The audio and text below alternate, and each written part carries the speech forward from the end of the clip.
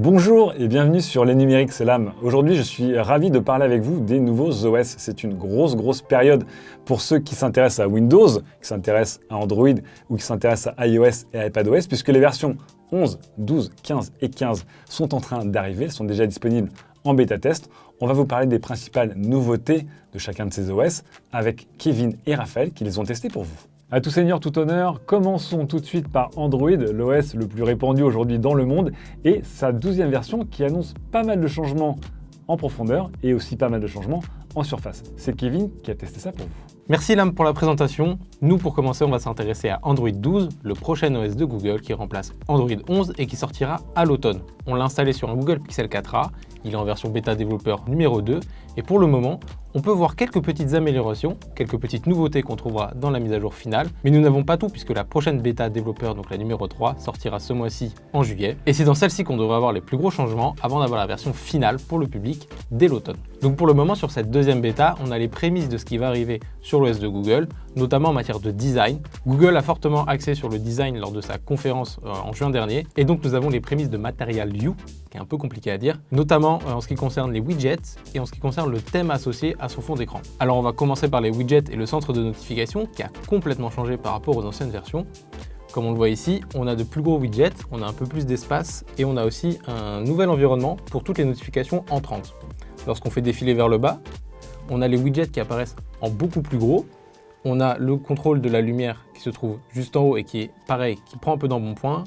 On peut aussi parler du fait que les connexions Internet, Wi-Fi et 4G sont réunies sous le même onglet et donc par conséquent sous le même widget. On a aussi la possibilité d'ajouter plus de widgets, de faire plus de pages et surtout de les mettre plus facilement en appuyant juste sur le petit crayon qu'on trouve juste en bas de la liste des widgets. Comme on peut le voir sur l'écran, j'ai des widgets de couleur un peu orangée et c'est tout simplement en rapport avec les couleurs prédominantes de mon fond d'écran. Car oui, cette année avec Material You, le thème associé à son téléphone dépend de votre fond d'écran en fait. Donc là, on voit que j'ai un petit verre de jus d'orange et que du coup, j'ai le rouge pour les grosses notifications importantes. Là, pour le coup, c'est sur l'enregistrement d'écran. On peut l'avoir aussi sur l'onglet musical, sur la notification et sur le player qui dépend de l'application musicale que vous utilisez, mais également, du coup, sur les widgets qu'on peut voir ici. Ce sera aussi le cas dans la version finale sur la page des réglages qui prendra une teinte un peu plus pastel, mais toujours très fine. Ce sera souvent assez imperceptible si on utilise des couleurs un peu trop vives. Ce sera aussi le cas par exemple sur la calculatrice ou sur de nouveaux widgets qui devraient apparaître dans la prochaine bêta, mais qui sera aussi présent dans la version publique qui sera disponible dans quelques mois. Là, pour vous montrer comment ça peut changer en fonction de son fond d'écran, je vais juste mettre un nouveau fond d'écran du coup, quelque chose d'un peu plus coloré. Ce magnifique terrain de tennis de table qui est très de saison. Donc on voit bien que la couleur prédominante pour le coup c'est le jaune, qu'on a un peu de bleu, et du coup mes widgets seront tout jaunes. Donc voilà, pour l'instant, c'est ce qu'on peut dire sur Android 12, sur cette bêta développeur numéro 2. C'est assez chiche en termes de propositions, c'est surtout très axé sur la personnalisation. Comme je l'ai dit plus tôt, la bêta numéro 3 qui devrait sortir en juillet devrait apporter toutes les fonctionnalités de Material You, toujours très compliqué à dire. Pour l'instant, c'est un peu très axé sur la personnalisation. Google veut vraiment que votre téléphone vous appartienne, qu'on voit que c'est vraiment le vôtre. C'est des bons petits ajouts, c'est encore un peu faible, et il y a tout ce volet de vie privée qu'on attend encore de voir se développer, mais qu'on devrait, fort heureusement, découvrir plus en détail à la rentrée. Voilà, c'est tout pour ce petit tour du propriétaire d'Android 12. Je vous laisse maintenant avec Raphaël qui va vous parler de Windows 11. Nous, on se retrouve juste après lui pour parler d'iOS 15 et d'iPadOS 15. Deuxième OS accueillant une version majeure, c'est évidemment Windows avec la version 11. On nous avait promis qu'il n'y aurait pas de version 11, mais il y a quand même une version 11. Et du coup, Raphaël du service informatique est allé un peu explorer ses premières nouveautés et surtout, quels sont les ordinateurs qui sont vraiment compatibles avec ce nouvel OS. Merci Lam pour cette présentation. Je vais vous parler du nouveau Windows 11 qui vient remplacer le Windows 10. Ça a été officialisé le 24 juin. Donc j'ai pu prendre en main la bêta de ce Windows avec mon collègue Guillaume. Il a pas mal bossé là-dessus ces derniers jours. Et on va vous montrer la nouvelle interface graphique, les nouveaux menus, toutes les nouveautés qui ont été apportées et ce qui n'est pas encore sur cette version bêta, mais qu'on devrait voir un peu plus tard au cours des prochains mois. Alors cette version de Windows 11, la manière la plus safe de l'obtenir, c'est via le programme Windows Insiders. C'est assez simple, hein. Guillaume a détaillé la procédure dans un de ses articles. On vous conseille de la prendre uniquement ici. Il y a des ISO, mais c'est pas vraiment très sûr de les prendre n'importe où sur Internet, donc on vous conseille quand même via le programme Windows Insiders. Donc le menu démarrer a été entièrement revu par Microsoft et maintenant il est quand même beaucoup plus simple qu'avant, donc ça c'est vraiment un bon point. Avant il y avait des tuiles en bazar qui se baladaient de partout, des applications, des dossiers. Donc là Windows a simplifié avec des applications épinglées. Donc c'est vos applications préférées que vous pouvez toujours épingler au menu. Vous avez les recommandations qui sont vos applications ou vos fichiers auxquels vous avez accédé récemment. Et on peut évidemment accéder à toutes les applications en cliquant sur le sous-menu et avoir la liste entière des applications par ordre alphabétique comme c'était possible de le faire auparavant. Il y a évidemment toujours le menu marche arrêt qui permet de mettre en veille, d'arrêter ou de redémarrer l'ordinateur. Avec ce nouveau Windows 11, Microsoft a repris le design de la barre des tâches. Elle est maintenant centrée au bas de l'écran, même s'il est toujours possible de la mettre à gauche comme c'était le cas auparavant. Alors on sent l'inspiration de chez Apple complètement. On a toujours le menu démarrer évidemment, la petite barre de recherche, l'accès à toutes les tâches et les différents bureaux. On a les widgets dont je vais vous parler un peu plus tard. Vous pouvez aussi évidemment mettre vos applications préférées, l'explorateur des fichiers, les navigateurs. Et petite nouveauté, on a sous l'application active une sorte de petite barre qui indique que l'application est active ou non. Et là, on a encore une fois une inspiration qui vient totalement des MacBooks. Une des grosses nouveautés de ce Windows 11, c'est la gestion des fenêtres qui a été complètement repensée. En survolant simplement la petite icône d'agrandissement, on a un menu qui s'affiche avec 4 différentes fenêtres et les différentes dispositions qu'on peut donner aux fenêtres. On peut les mettre une par une à gauche, une à droite comme auparavant, mais on peut aussi mettre maintenant 3 fenêtres, 4 fenêtres, et surtout les positionner comme on le veut sur l'écran. Cette gestion des fenêtres, c'est pas forcément toujours optimisé. Il y a encore des moments où ça cafouille un peu, parce que je pense que certaines applications n'ont pas été adaptées à ces nouveaux formats. Là, par exemple, on voit qu'on a 4 fenêtres dans les 4 coins de l'écran, et en fait, c'est pas complètement optimisé. On a une fenêtre qui déborde largement en bas. Est-ce que ça vient des développeurs qui n'ont pas encore mis à jour leurs applications? Est-ce que c'est Windows 11 qui n'est pas encore optimisé pour tout bien afficher? Je pense qu'on en saura plus dans les prochaines semaines. Alors, avec ce nouveau Windows, on sent que Microsoft a vraiment envie de simplifier les choses, et ça se ressent à plusieurs étages. On l'a notamment dans le nouvel explorateur de fichiers, qui a été revu avec des nouvelles icônes pour indiquer coloré, pour indiquer la musique, les téléchargements, les images, etc. Et le bandeau supérieur, qui était vraiment un fouillis pas possible dernièrement avec Windows 10, maintenant a été simplifié avec simplement des petites images. On a des petits ciseaux pour couper, une petite icône de double page pour le copier, une corbeille, tout ça a été simplifié, et des menus déroulants pour afficher plus de détails si on le souhaite. Cette simplification, elle se retrouve aussi au niveau du clic droit, qui a été vraiment repensé et qui est bien plus agréable à utiliser aujourd'hui. Avant, il y avait tout un tas d'applications utilisables qui étaient affichées, les paramètres. Maintenant, ça a été limité à simplement de l'affichage, de la personnalisation, et si on veut plus d'options, il y a une petite icône qui n'a pas encore été traduite, d'ailleurs, vous pouvez le voir à l'écran. Ici, c'est encore en anglais « Show More Options » et là, qui va vous donner les applications utilisables avec le clic droit. Avec Windows 11, Microsoft a réimplémenté les widgets, donc qui font leur grand retour. Il y a une petite icône dans la barre des tâches qui leur est dédiée. Ils s'affichent comme ça sur la gauche avec les classiques météo, la circulation, si vous avez vos photos, de l'actualité sportive, etc. Vous pouvez un peu gérer ce que vous voulez. Pour l'instant, sur cette version bêta, c'est assez limité. Je pense que plus tard, on pourra déplacer les widgets sur le bureau. J'en suis pas sûr, mais pour le moment, c'est pas possible, en tout cas avec la bêta. Donc Windows a mis en place des nouveaux mouvements à l'aide des doigts. Alors il y en a quelques-uns, mais le plus intéressant, c'est à mon avis le passage d'un bureau virtuel à un autre à l'aide de 4 doigts. Donc il suffit de les faire glisser à gauche ou à droite pour accéder à ces différents bureaux. Ces bureaux virtuels sont personnalisables avec des fonds d'écran différents, avec les thèmes, les nouveaux thèmes Windows 11 ou pas. Par contre, on ne peut pas appliquer différents profils comme le Dark Mode et le Light Mode à différents bureaux. Pour l'instant, ça ne fonctionne pas. Ce sera peut-être à venir dans les prochains mois. Donc pour l'instant, si vous choisissez le Dark Mode, il sera présent sur tous vos bureaux à la fois. Le 24 juin, Microsoft avait annoncé l'intégration de Teams et du Game Pass Xbox directement à Windows 11. Donc pour le moment, le Game Pass est intégré, mais Teams n'est pas encore présent. Ça devrait pas tarder. Windows devrait l'implémenter dans les semaines qui suivent. Il y a aussi une petite nouveauté dont on a entendu parler pour les aficionados de Windows et des problèmes de crash. Le BSOD, le Blue Screen of Death, a été repensé par Microsoft. Enfin repensé, il a changé de couleur. Il était bleu avant et il devrait être noir. Alors pour tout vous dire, je l'ai testé tout à l'heure, il est apparu vert.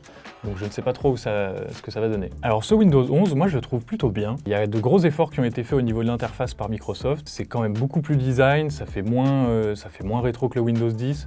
Il y a des menus simplifiés qui vont vraiment aider les gens qui ne sont pas forcément habitués des ordinateurs. Évidemment, c'est une version bêta, donc il y a encore plein de défauts. On a vu qu'il y avait des menus qui n'étaient pas traduits, certaines fonctionnalités qui bug un petit peu, mais ça devrait être corrigé dans les prochains mois par Microsoft, évidemment. Microsoft avait annoncé la compatibilité avec des applications Android sur son store.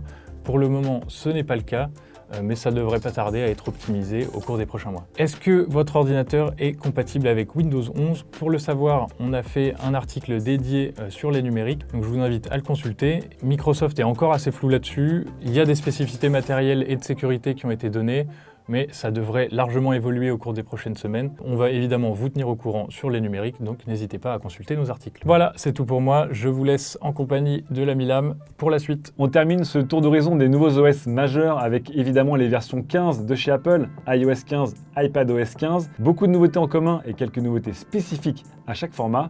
Dernier tour d'horizon avec Kevin.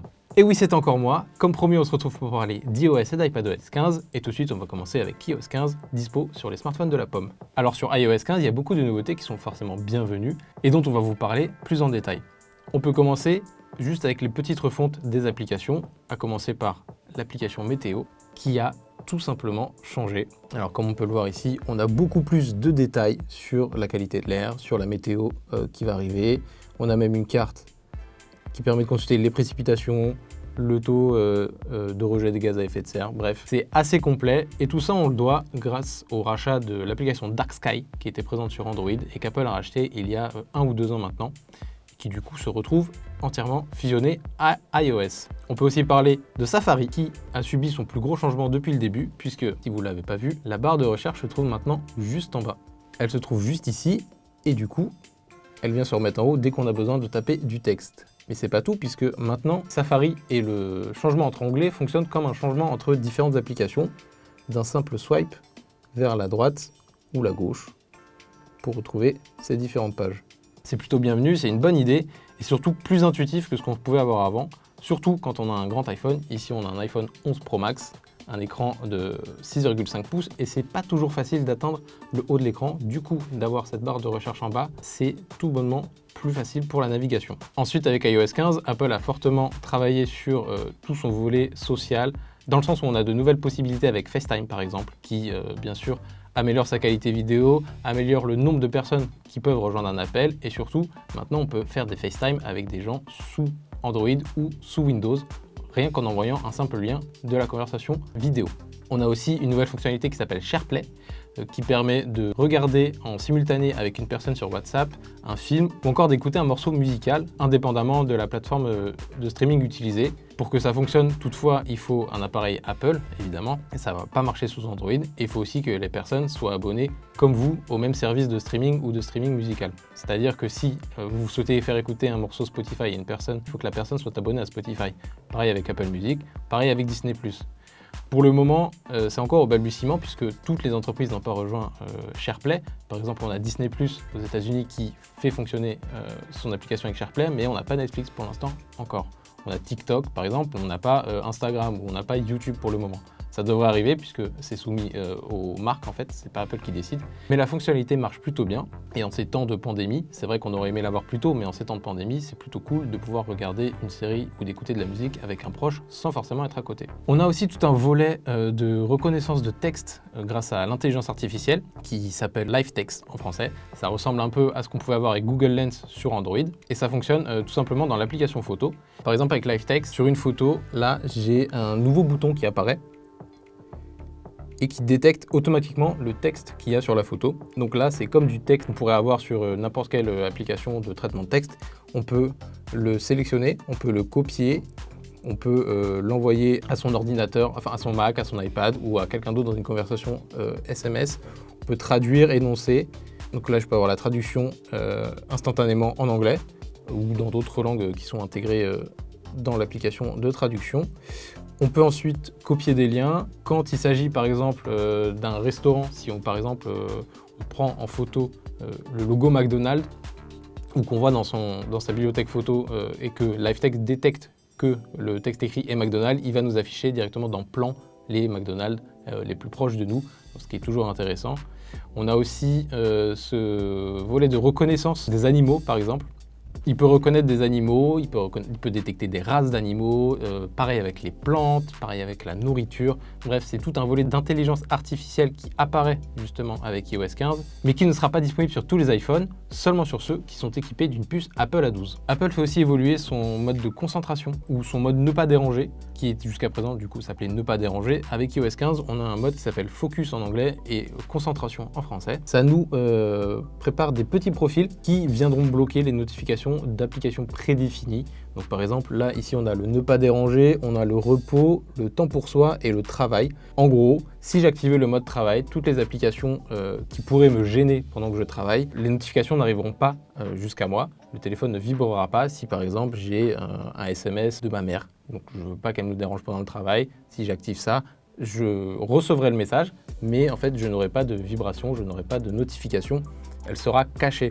On peut aussi changer bien évidemment tous ces programmes, on peut en ajouter de nouveaux en fonction des activités qu'on fait, donc c'est toujours bon à prendre, c'est parfait pour ceux qui ont du mal à se concentrer dans n'importe quelle activité et qui sont facilement dérangés par leur téléphone. Dans la même veine de ce mode concentration ou focus en anglais, on a ce qu'Apple appelle le Notification Summary, donc qui est un résumé en fait des notifications, qui s'active du coup dans le réglage des notifications, qui n'est pas activé par défaut, il va falloir un peu fouiller pour le trouver, et qui du coup s'active dans les réglages de notification et qui se présente comme ceci. Donc en fait, ça s'appelle le résumé programmé.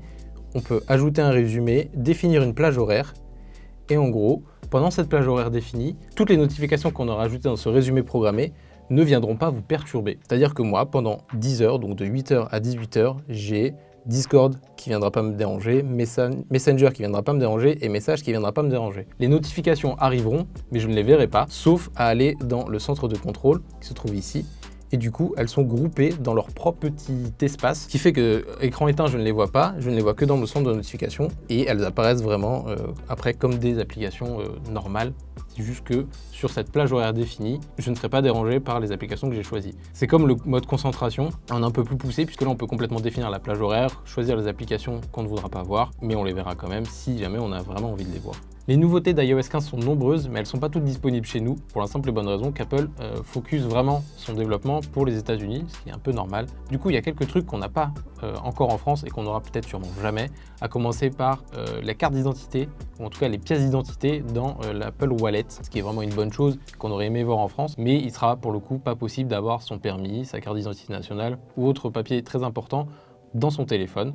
Seconde nouveauté qu'on n'aura pas encore en France, c'est la refonte de plan qui est tout bonnement toute neuve sur les cartes américaines et encore pas sur toutes les villes puisque c'est seulement sur les grandes villes. Comme on l'a vu pendant la WWDC, par exemple Los Angeles ressemble vraiment à une petite ville de jeux vidéo style SimCity. C'est une chose qu'on n'aura pas vraiment encore chez nous en France. Et d'ailleurs les nouveautés présentées sur plan avec iOS 14 ne sont toujours pas disponibles à l'heure actuelle chez nous. Après avoir parlé d'iOS 15, il est temps maintenant parler d'iPadOS 15. iPadOS, c'est du coup le système d'exploitation dédié à la tablette d'Apple qui existe depuis maintenant 2 ans et qui cette année adopte de nouvelles fonctionnalités, des fonctionnalités qu'on trouvait sous iOS 14, mais aussi des améliorations comme par exemple le multitâche ou encore Safari qui ici aussi change un peu. Alors sur iPadOS 15, la première chose qui frappe, et vous le voyez, c'est la présence de ces widgets, comme on avait avec l'arrivée d'iOS 14 sur iPhone. Avec iPadOS 14, Apple ne proposait que les widgets sur le côté, ils étaient fixes et ne pouvaient pas bouger du coup sur l'espèce de bureau, ou sur le home screen comme on l'appelle. Avec iPadOS 15, Apple répare cette erreur et donc propose différents widgets de différentes tailles, et surtout de très grandes tailles, comme on ne peut pas avoir sur un iPhone, qui permet du coup d'entièrement personnaliser son iPad, ce qui est plutôt une bonne chose. Et à titre personnel, voir l'arrivée des widgets sur un iPad, je trouve ça vraiment beaucoup plus plaisant à l'utilisation que sur un iPhone où l'écran est beaucoup plus petit et du coup la place n'est pas tant gagnée. En plus de ces widgets, on a aussi la bibliothèque d'apps qui apparaît directement une fois qu'on arrive à la fin de ces pages d'application, mais qu'on trouve ici également dans le Springboard. Ça aussi, c'est une nouveauté qu'on avait avec iOS 14, qu'on n'avait pas avec iPadOS 14, mais qu'on a maintenant avec iPadOS 15. Également, je le disais, on a un nouveau Safari. Safari, iPad ressemble de plus en plus à ce qu'on peut avoir sur un Mac et il s'éloigne donc de ce qu'on pouvait avoir sur un iPhone. Ici, on a plus du coup un navigateur de type ordinateur qui a, comme on le voit, changé puisque les Les barres d'onglets sont beaucoup plus petites, s'adaptent aussi à la couleur du site, par exemple. Les onglets sont beaucoup plus petits, prennent beaucoup moins de place sur l'écran, du coup on voit plus de texte. Donc on a tous les petits boutons qui ont été rajoutés directement au sein d'un même onglet. On a aussi en nouveauté les extensions qu'on peut rajouter du coup comme sur un ordinateur. Seulement pour le moment, les seules extensions qu'on peut trouver sur iPadOS, ce sont des extensions qui permettent de bloquer les publicités. Et autant vous dire qu'elles ne fonctionnent pas toutes comme on peut l'avoir sur un ordinateur. Autre grosse nouveauté pour les utilisateurs d'un iPad, c'est le multitâche qui a été repensé. Le multitâche n'est pas nouveau, ça existe depuis bien longtemps déjà sur un iPad. Seulement maintenant, il a été rendu beaucoup plus facile d'utilisation. Simplement, grâce à ces 3 petits points qu'on peut voir ici, il suffit de cliquer dessus. Et là, on a 3 options qui s'offrent à nous. Le plein écran, le split screen, qui permet d'ajouter n'importe quelle application et qu'on peut toujours venir agrandir ou non au loisir. Et ensuite, on a le split view, qui est du coup cette petite colonne qui vient se passer soit à droite, soit à gauche, et qui, pareil, est indépendante de ce qu'on peut avoir. Donc, ça veut dire que on a également un multitâche là-dessus. En tant que multitâche, on a aussi une vision des pages sur la même application.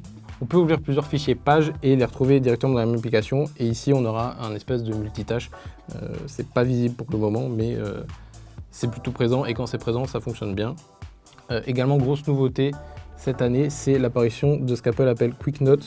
Donc en fait, ce sont des notes rapides qui sont activées via le stylet ou via son doigt en partant de l'angle droit du bas de l'iPad. Ça permet de faire de la prise de notes rapide, mais c'est pas tout, puisque ça permet également, par exemple, de venir... J'arrive pas à le faire sans regarder. Je me prépare à l'explication parce qu'elle est plutôt ardue. En gros, quand on active Quick Note sur une page Safari ou sur une application, le Quick Note va détecter sur quelle page il est. Il va ajouter directement le lien, donc on peut choisir. Donc là, quand je vais ouvrir cette note, je vais retomber directement sur la page internet qui a été créée.